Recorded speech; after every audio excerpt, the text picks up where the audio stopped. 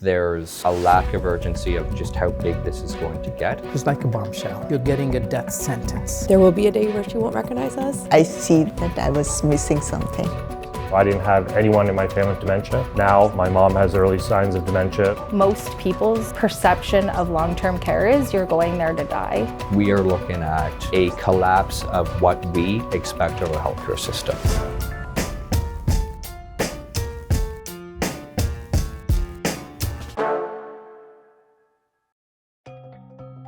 Over 300,000 people in Ontario live with dementia. That is the population of Barrie and Guelph combined. Are we ready for the impact on our families and communities? Many say we're not.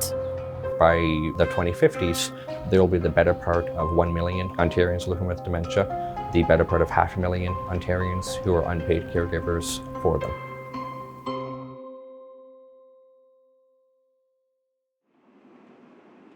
What is dementia? So dementia is the umbrella term for a set of symptoms. So Alzheimer's disease is the most common cause of dementia in Canada, about 60 to 70% of cases. But we also know there are many people living with Lewy body, vascular dementia, and also about 50% of cases of dementia are undiagnosed in Ontario.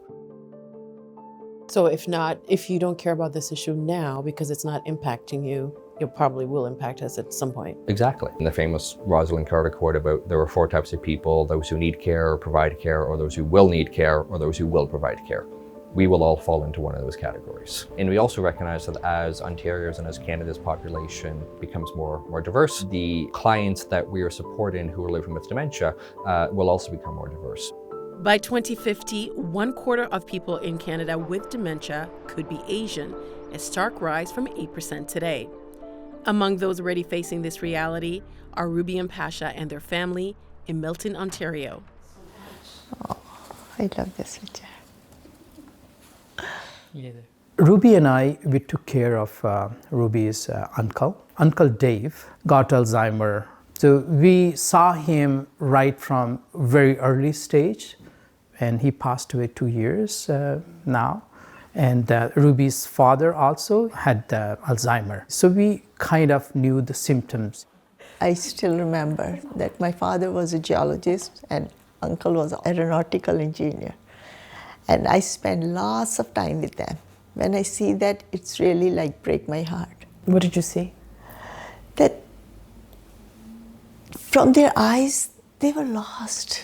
They were lost. They don't communicate properly, but when I saw that symptoms in me, it's really like heartbreaking.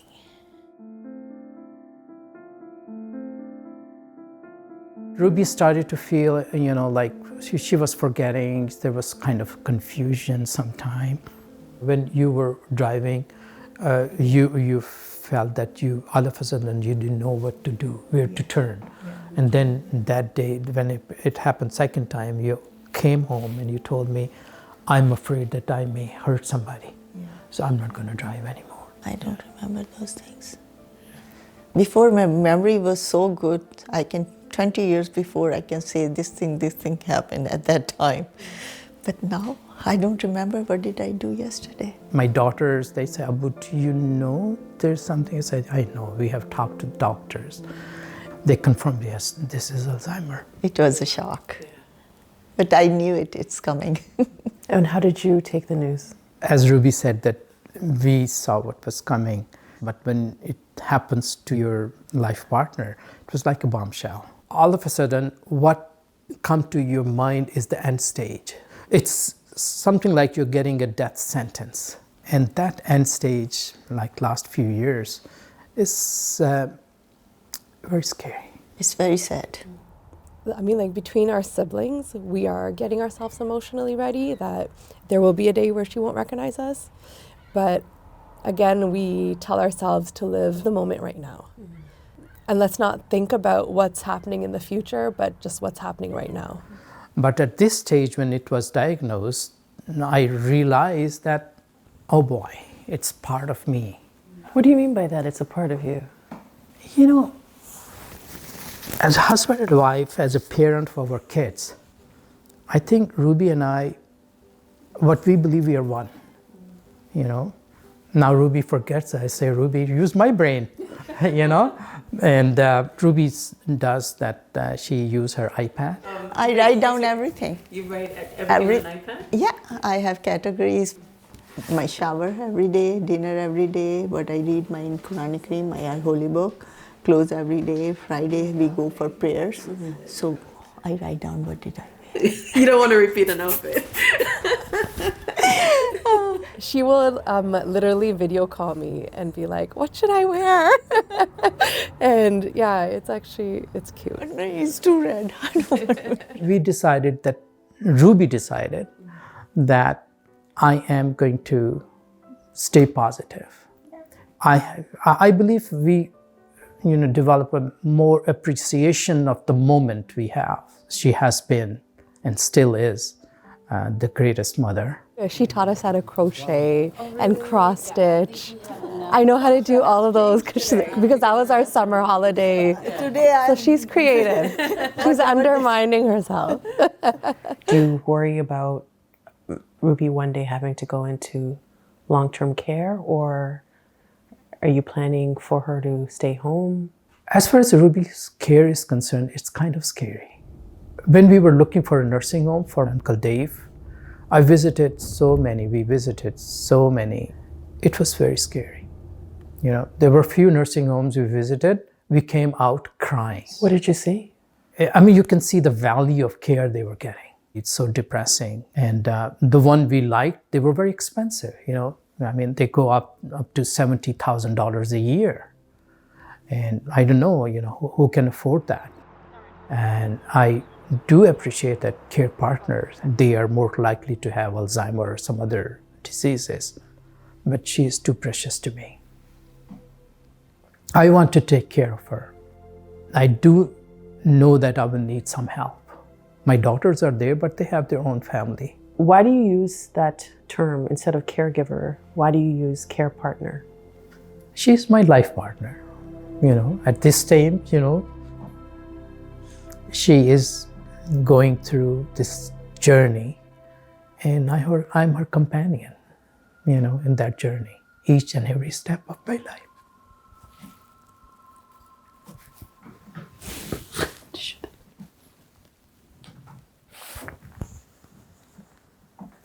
You're going through so much. How are you handling it?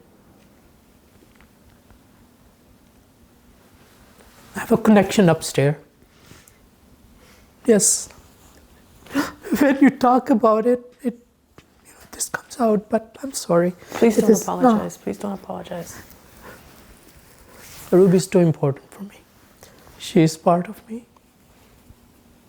And I want to do whatever possible to take care of her. So let's talk about, you have a family member who's diagnosed with dementia. What are your options then? Do they stay at home with you, or do they go to long-term care? So most Canadians living with dementia, about 60%, live at home. In North America, we see long-term care as bricks and mortar. We see it as a home, a physical facility. You're either in long-term care or you're not in long-term care. If there is any chance that somebody can stay in their own home, it is invariably going to be cheaper and lead to better outcomes if we can keep that person in their own home. We do a very bad job of managing that middle, where people have care needs, they don't have full independence, but they also have a great deal of independence. They might need a bit of assistance, bathing, feeding, or just respite as well, and that is a form of healthcare.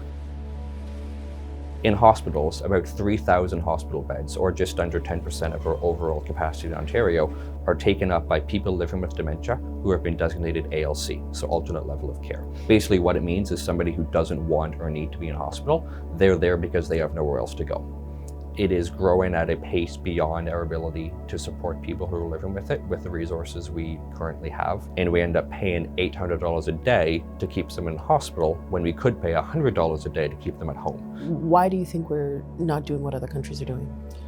In Ontario, when you're assessed for your home care needs, one of the criteria that is considered is, do you have a caregiver?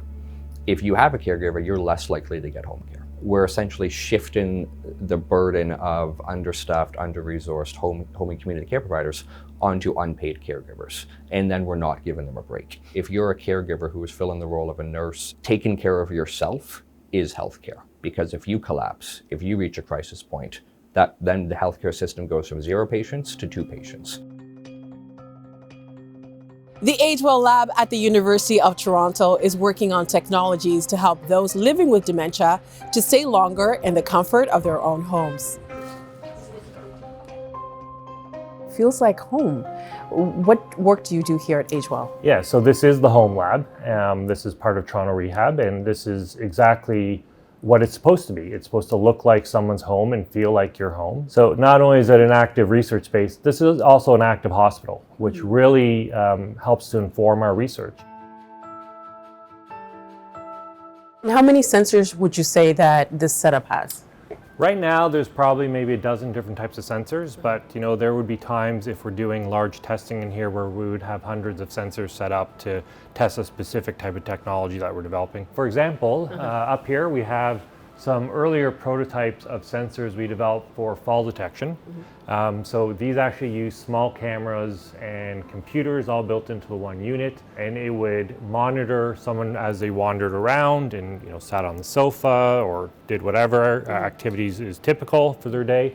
And if they fell, then it would automatically detect that, and then it would actually engage them in a conversation if possible. It would ask them if they're okay.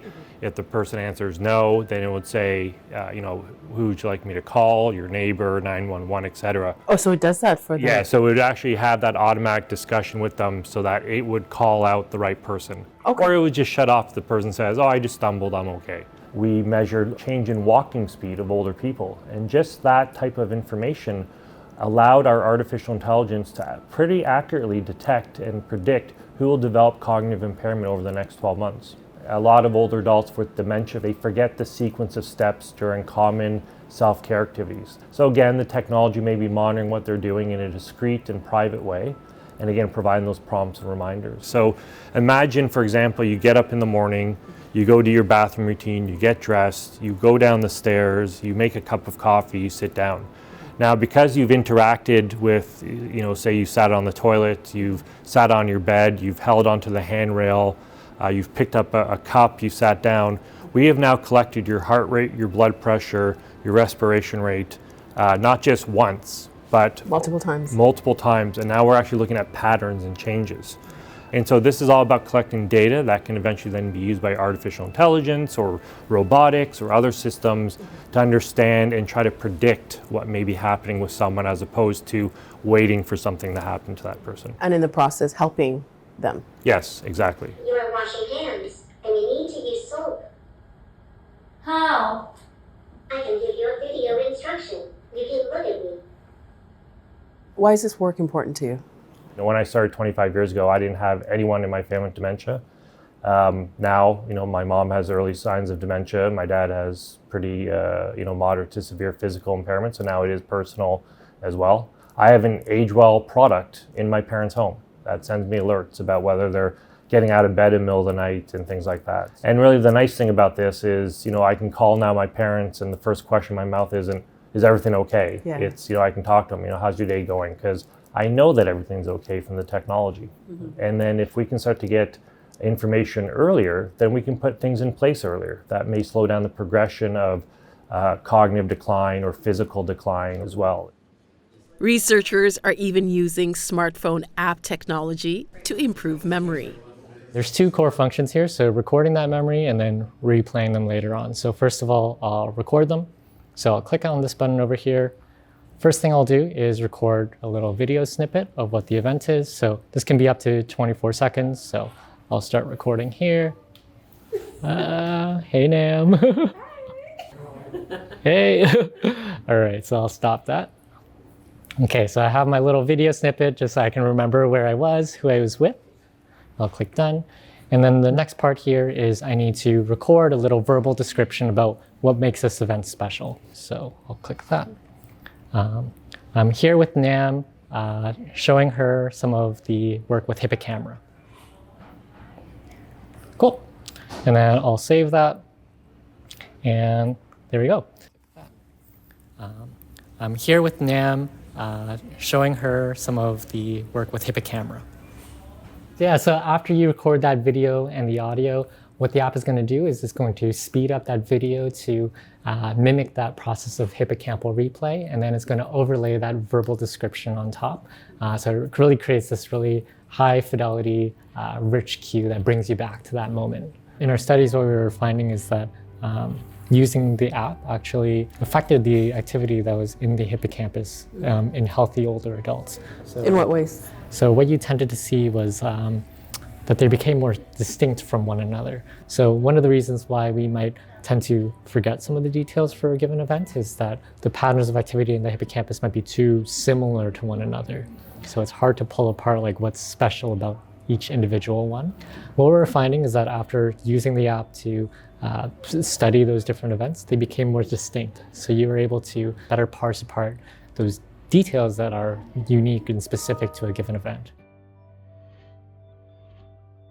The thing to keep in mind here is technology is not going to be the only solution that's going to keep someone in their own homes. It's going to work with their families, with their physicians, with their clinicians, their therapists. And the hope is through the combination of all those types of interventions and technology that the person will remain as long as possible in their own homes and communities. We just chit-chat and do whatever mess we can make. We'll make mess. I'll come join you. So in about 40% of cases, your risk of dementia is modifiable. Staying socially engaged as well, so trying to do new things, continuing to challenge yourself. Sit there, you can sit there. I'm gonna sit there. Today they will be doing painting. This 2 hour just fly like anything, and everybody is so happy. It was super colorful. Did you do color? And Ruby, did you do it before with us, still life painting? No, I don't remember anything, but I did eat yesterday. I think So it was I'm a free bird. Doing creative work and creativity, those parts of the brain are not affected by dementia. People can come in like it's not an art class, but the idea of exploring. So it's socially important. It's important because it gives people an outlet for self-expression. And it feels good to make something and have your identity not just be about being a person with dementia, but to show that you can make creative things. I mean, you can see. Nothing but blue skies do I see. That's all I know. What does it mean for you to be able to spend time with her in this way? Oh, everything. Just being a mom, but she's being herself. Messed up. Just put the red and blue and everything. I never paint in my life, but now I am enjoying it. It's beautiful. Any title? Would you have a bad title? Any title? I don't give myself up, and if it's a new thing, I'm going to try my best to do it. I'm not going to give up. This is a slowly, a progressive disease, and there are lots of years still you can. Yes, you cannot be 100%, but you can still enjoy. We both are blessed, we have each other.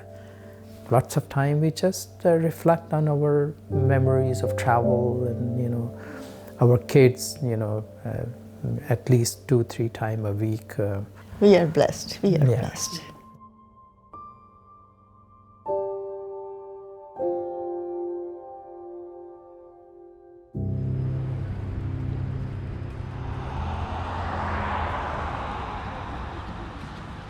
With a growing number of seniors suffering from Alzheimer's and dementia, it's clear we need new strategies and more specialized care. We're at the Sheridan Villa today in Mississauga, a long-term care facility, and they've taken a unique approach to the problem. It's called the Butterfly Model. Leanne, nice to meet you. Nice to meet you. Tell us, what do you do here? So I am the butterfly specialist for the region of Peel. And what does the Butterfly Care Model actually entail? So it is a person-centered approach to care. It is home away from home, making home-like environment, bringing home to our residents that are living in long-term care. And it's just emotionally focused, giving to the emotional needs of the residents first. All right, so we're on the 4th floor. We are. And I can see right away lots of color, lots of butterflies on the floor. I'm excited. Could we get a nice little tour and see what the place come is? with me. All right. Are the Jays winning? Yep. Yep, I see 3-2. We try to take into consideration all our residents' backgrounds and interests. especially hobbies, because that's what's going to set us up for success when we're engaging with them. We have our garage environment. We had a few gentlemen that lived on this floor, and they had a background where one was a mechanic, one was a truck driver, and they loved to be tinkering in their garages on their spare time. It was something that was a hobby for them. One actually worked as a crew member on a pit crew. Yep. Enjoy the game. I'll be back soon, okay? Okay. All right, bye, Paul. This is our sewing corner. So someone who is a homemaker or seamstress or made clothes, this is a corner for them that they can come into and they can fiddle around with. They can put the material through the sewing machine. It may not actually work, but they get the idea of it. And it's a reminiscent opportunity for them to sit and remember the time that they used to sew, or sewing their grandkids' costumes. It might be under supervision, but we want to do things with them, not for them. That is so important. You want to empower them where they're at to keep them feeling really good and making sure that we're doing everything we can to make them feel powerful, that they're making a difference in their own life. So just doing with rather than for. Do you mind me asking what was here before the butterfly model? Because I imagine this wasn't. No, it wasn't. So back before the model of care came to the 4th floor, the walls were very institutionalized. They were beige. And we wanted to create an environment for our residents that would be used and cherished. Enjoy your time. Are you guys going outside? Okay, you have a good time downstairs, okay? Yes. We'll see you soon? Yeah. Okay, bye.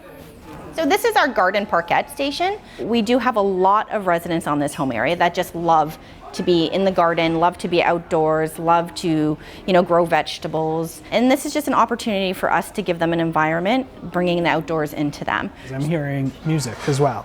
Yeah, so a lot of the times we'll have birds chirping, music playing, just the sounds that you would hear every day outside while you're walking through the park.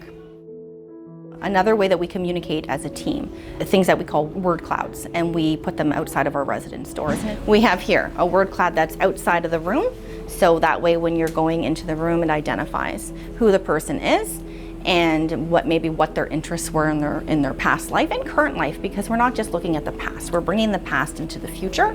I have found that there's decreased periods of loneliness and boredom and isolation because our staff take the time to spend any extra minute they have engaging and keeping them busy. I'm curious, is this something that's easy to replicate for other long-term care homes? Is this something that's way more than just paint on the walls? So the staffing model with the butterfly model of care is a little bit more than what you would see in a traditional long-term care home. Our staff ratio is something that they've taken into consideration when we implemented our care model. This is our beauty parlor, and just doing their hair, makeup, jewelry, letting them feel, giving them self-care and feel appreciated and feel pretty. Who doesn't like to be pampered? Right. Barb, can you tell me what you did for work before you came here? I worked in an office. You worked in an office, so lots of computer and typing and stuff like that. Yeah. Do you miss it? Sometimes, but not really. Do you enjoy getting all pampered up and everything like that? Yeah. Yeah. What's your favorite part? The final results. The final results. We also have a nursery corner, so we have a lot of mums and we have a lot of fathers who really enjoy the babies. And we can do doll therapy with them, which includes, washing the babies, changing the babies, putting the babies to bed, even just holding and snuggling the babies. That gives them comfort and probably brings them back to when they were a parent or a grandparent. We're able to give that love to the child, help them connect a little bit, keep them engaged and busy. Keeping that baby safe? Yeah. In some cases with dementia, we see some sort of a connection with aggression, and sometimes residents can act out. Are we seeing anything or any impacts with the butterfly model in regards to that? We do see responsive behaviors, but along with the butterfly model, we have different techniques that we can use to kind of decrease those. It's maybe not a responsive behavior, but this person tends to always look very sad and, always has their arms crossed and kind of sits, by themselves. And trying to motivate them, you know, come with me, let's walk this way. It's not going to happen. But if you pull out your phone and you put some Dolly Parton, we just need to hear the first part of the song, and we've got toes tapping, and we're standing up, and we're clapping, and we're dancing, and she's dancing with everybody. So that changes the moment in a minute, which is so important. So one of the programs we run actually will give people what we call the soundtrack to your life. So we'll load up an MP3 player and we'll ask caregivers and people living with dementia, okay, what did you listen to growing up? And we'll load that 50, 60, whatever songs and mail it out to them free of charge. And we'll often get caregivers come back to say, you know, we just sat there and laughed and talked and cried and smiled, and the power of things like that to bring people back and to know that those memories are still in there. I love that, like the idea of the soundtrack of your life, and that the disease doesn't define the person, that they're still there. I know in past history, in other places where I have nursed, it's been, let's give them a medication to calm them down. In this case, we say, you know what? Let's figure out why they're upset before we run right to the pharmaceutical side of things. Those experiences, those day-to-day instances of joy, I think that's what gets a lot of caregivers by, that those 20 minutes of connection make everything else worth it. It's about emotionally getting to know them and loving them as if they were our own family. So I would put my own mother and father here, and I would never think twice. Do you know where Natalie is? Helping your party. Yeah. And As dementia cases continue to rise, emerging technology and care strategies offer some hope, paving the way for improved support and quality of life in the face of this as yet incurable disease. To continue the conversation, join us here and online, and we'll see you next time.